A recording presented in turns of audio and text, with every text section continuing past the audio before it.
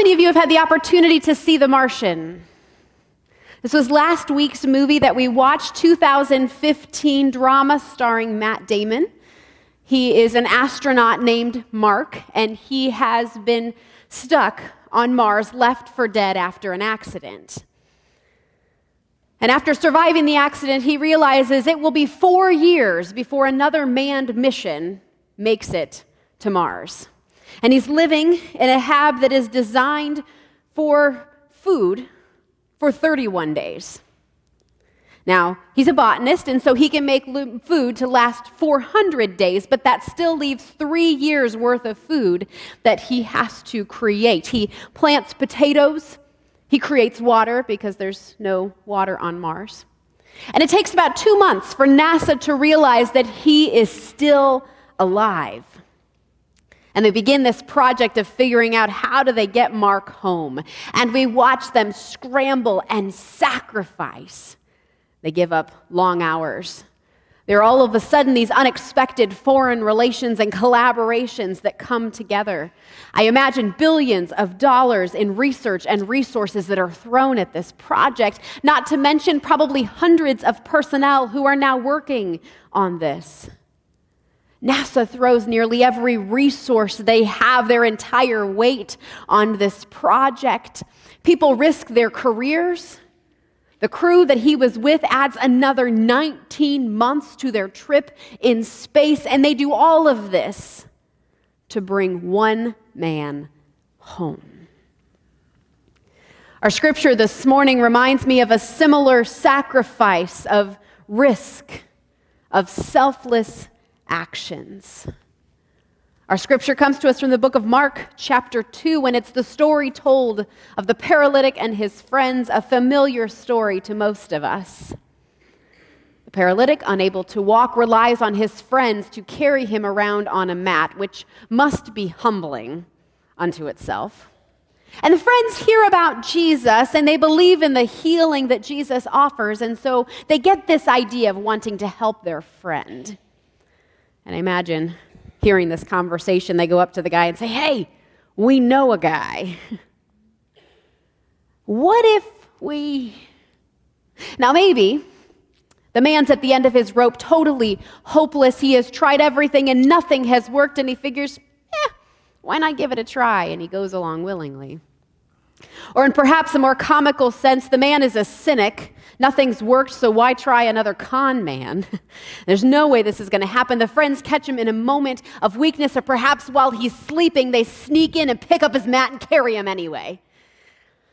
In any case, the friends hear that Jesus is in Capernaum and he's at this house, and so they decide they're going to travel with their friend there. And once they're there, they see how incredibly jam-packed the house is. They can't see Jesus. They can't get close to Jesus. But they realize the importance of the moment. So rather than turning around, they become problem solvers. Again, I imagine the conversation had between them. I wonder how hard it would be to tear off that roof. I mean, if we work together, I think we can climb up there, and pretty soon, before you know it, they are up there on the roof with their paralytic friend on his mat. Can you imagine what it would take to get the paralytic from the ground just up to the roof?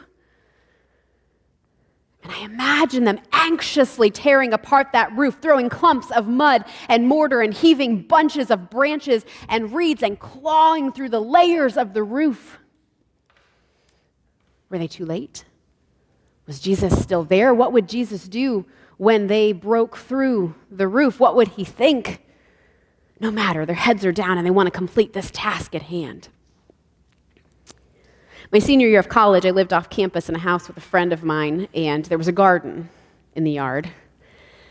And I'm not a gardener by any stretch of the imagination. I don't have the patience for it. But I decided to plant something. I don't even think I remembered what it was I had planted.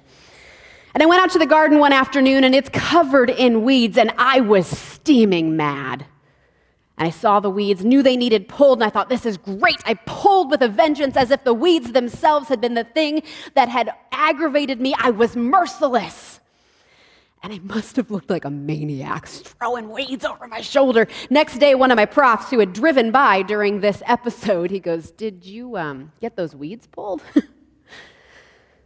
And I picture their intensity to be similar to mine, but as they broke through, as the cloud of dust settled, as Jesus got the dust out of his throat and out of his eyes, he peered up.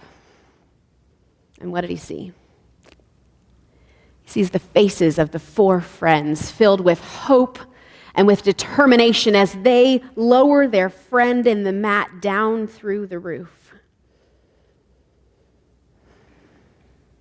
Imagine their faces. Imagine their focus. Jesus doesn't see a broken roof. Jesus doesn't see the cost of repairs. Jesus doesn't even see a sermon interruption.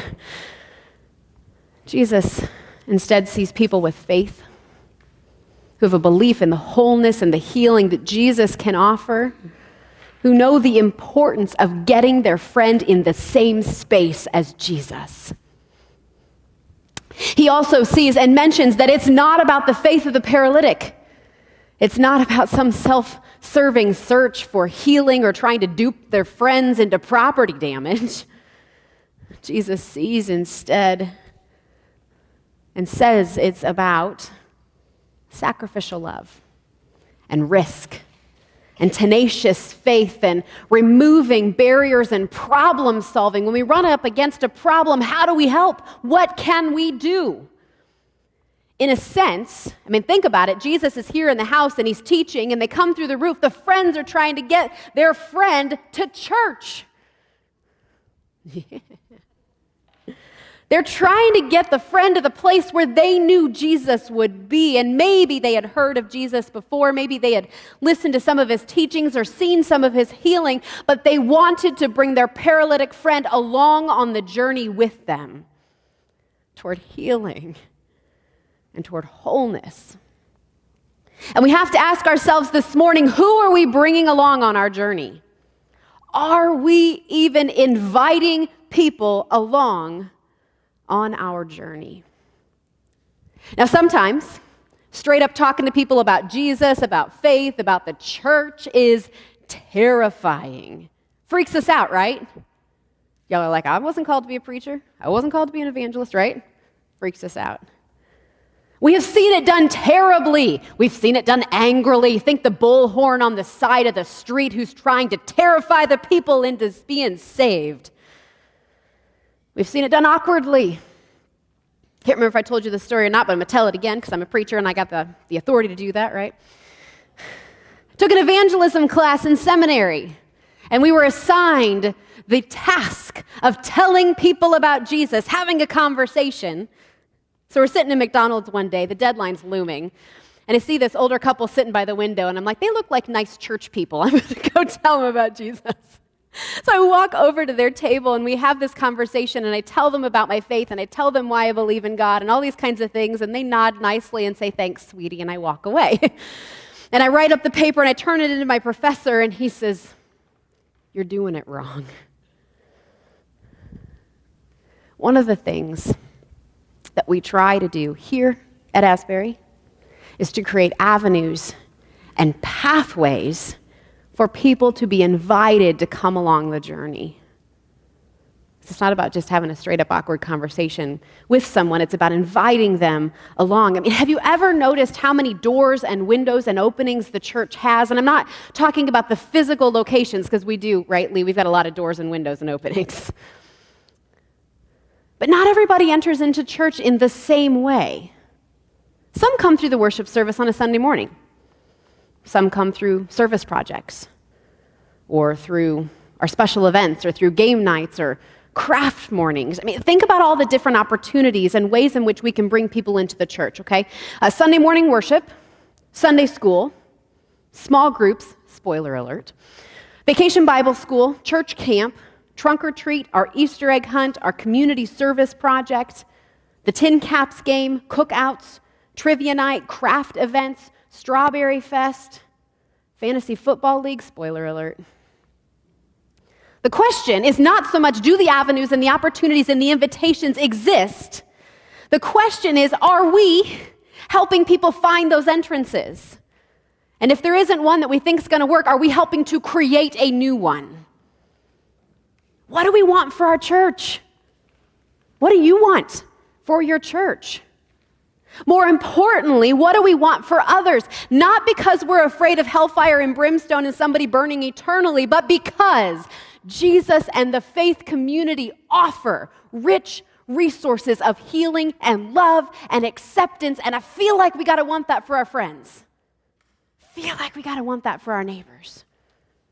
Who is it that's trying to climb in that we're trying so desperately to wall out?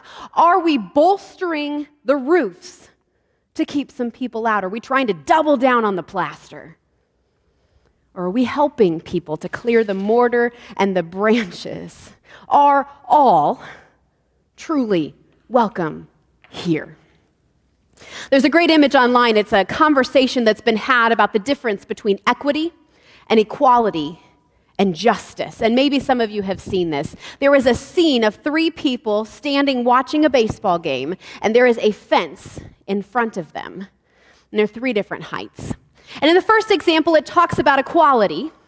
In order to get everybody to be able to see the game, everyone gets a block of the same height. Well, that's not so helpful for the short people like me, but maybe someone like Larry Bupp, who's a little bit taller, doesn't really actually need the block.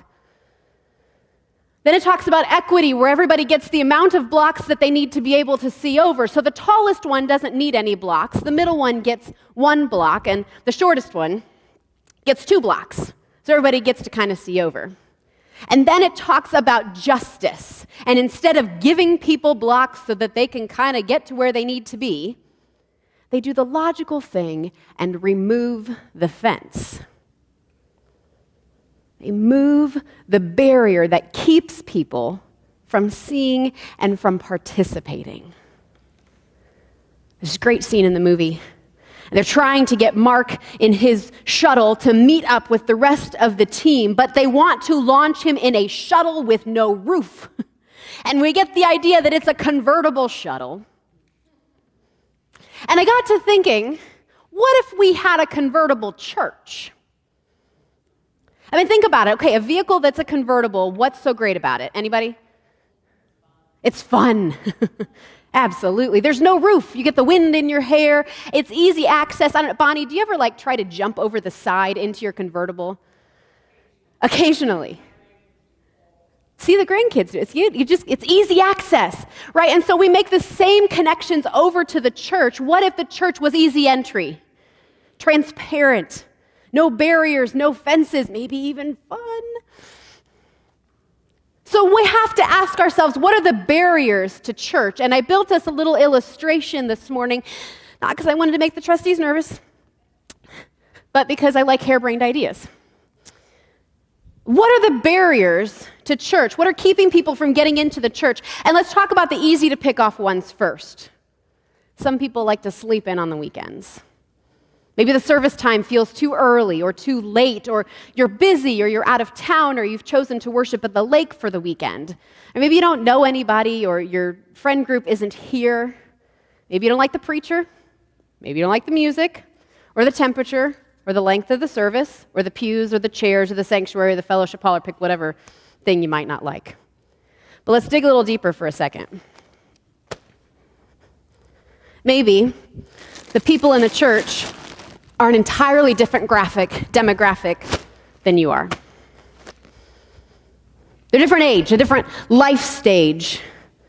There aren't kids there for your kids to grow up with. There are no retirement buddies there. Maybe the church has a different demographic of a relationship status. Maybe you're widowed or engaged or divorced. You don't find other people there like that. Perhaps your race is different. Surprisingly, or maybe not so surprisingly, diverse churches are not so predominant. Economics. You're homeless, or an entry-level worker, or a CEO, or maybe you don't want to attend church with people that you work with or that you manage.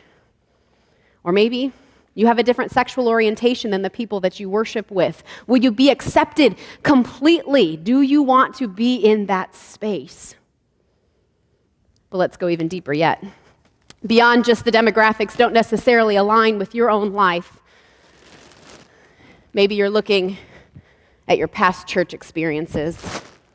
You have been hurt, rejected, shamed, kicked out, yelled at. Or maybe it's your current church experience.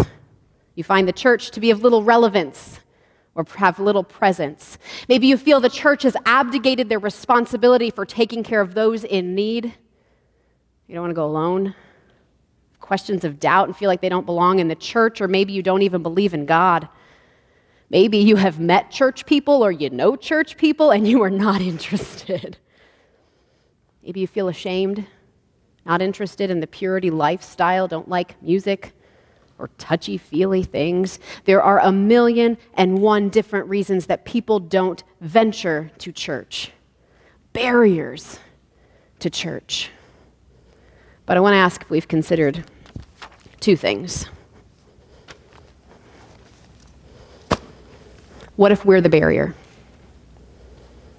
The fortified roof with spikes and electric wiring and a really annoying alarm that perhaps sounds a bit like gossip and complaints and negativity. What if we're the reason that someone's not venturing to Asbury? Even bigger, what if we're the reason somebody hasn't ventured toward God? But secondly, what if we have the power to remove the barrier?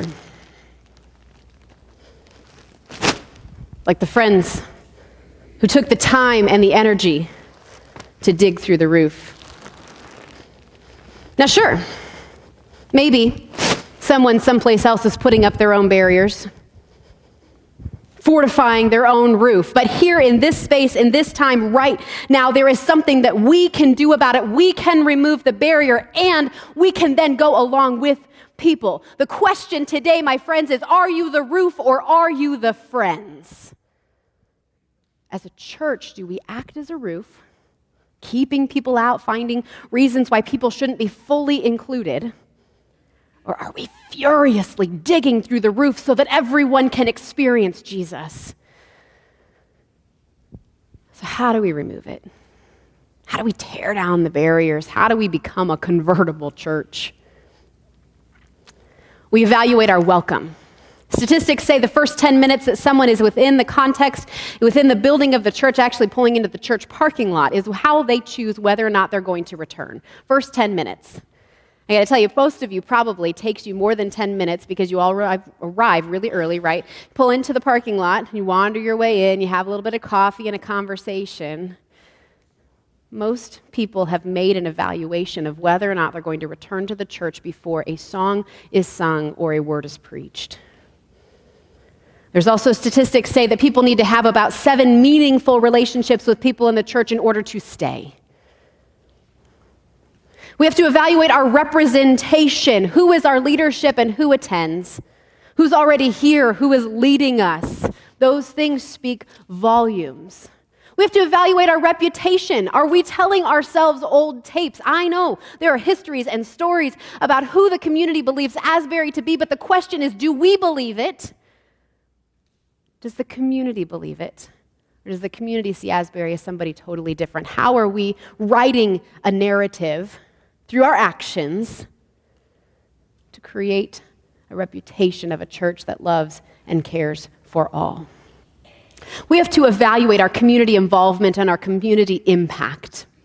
We have to evaluate our intentionality and our invitation. What are we doing proactively? How are we bringing people along? When was the last time you invited someone to enter through any one of the doors and the windows? We have to evaluate our culture. Do people really feel fully loved and accepted while they are here? How do we fill in the blank? We are a people who. We have to evaluate our attitudes. This is the gracious versus grumble factor. And we have to evaluate our focus. That's the selfish versus selfless factor. And we step back for a moment and we notice how much of this barrier actually has to do with us. It's quite a bit. That's not all. There will always be barriers that can only be removed by a person in conversation with Jesus. There's a lot that we can do. And we have a choice. Are we going to choose to be the roof? Or are we going to choose to be the friends? Amen.